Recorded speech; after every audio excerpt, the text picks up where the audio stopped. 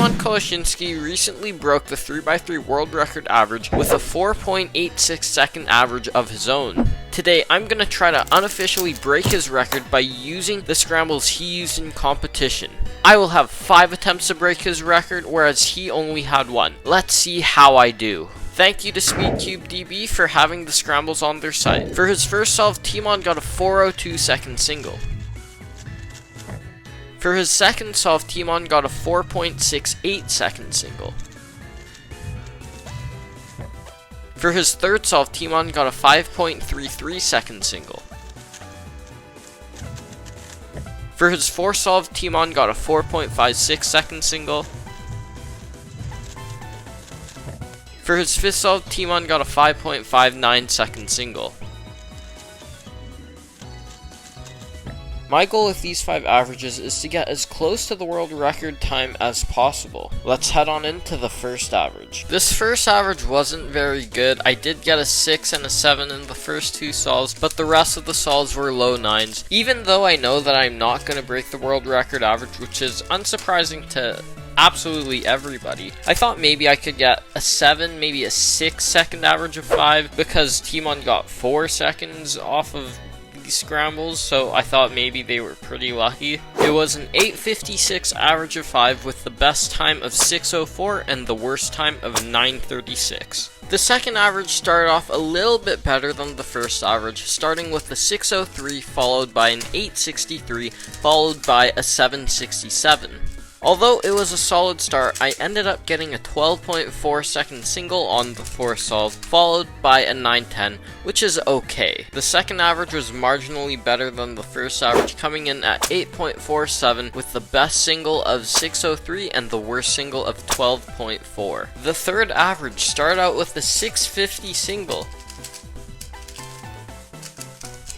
However, that, my friends, is a +2, making it an 8:50 single instead. Let's just say that nothing really went right in this average. In the middle 3 solves, I got a 9:35, a 7:23, which does not count here because the first solve is normally the best solve because it's such a good scramble. And then I got an 8:80. The last solve, I got a DNF, and it was just awful. Like, what is this? Look at all these mistakes that are just randomly happening. Ugh. This was a forgettable average. The average was 888 with the best solve of 723 and the worst solve of a DNF.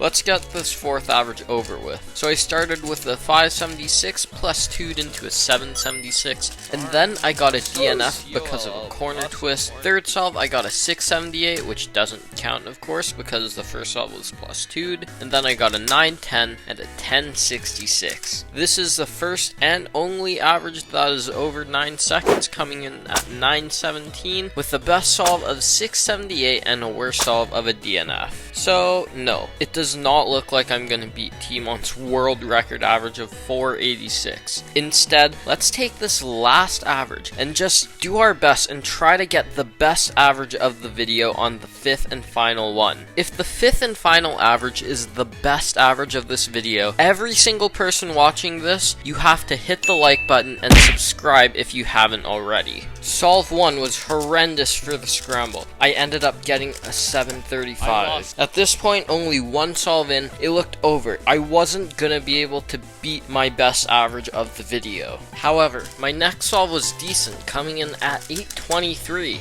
But then, here was the real stinger. I got a 664 on my third solve, meaning that it doesn't count, and it should have counted if I got a better solve on the first solve. Morale was low at that point, but I just had to keep pushing through, because my best average of the video was still mathematically possible. My fourth solve was an 882, and because the last average ended with a 1066, CS Timer has already told me that my average would be 813 regardless of what I got on this final solve. The last solve was an 1184. The average was an 813 average of 5 with the best solve of a 664 and a worst solve of an 1184. We did it. I mean, we didn't do the goal of the video, but we at least got the best average of the video on the final average. So, everybody, you have to like and subscribe. This challenge and this world record average has taught me that Tymon Kolasinski has become the new king of cubing.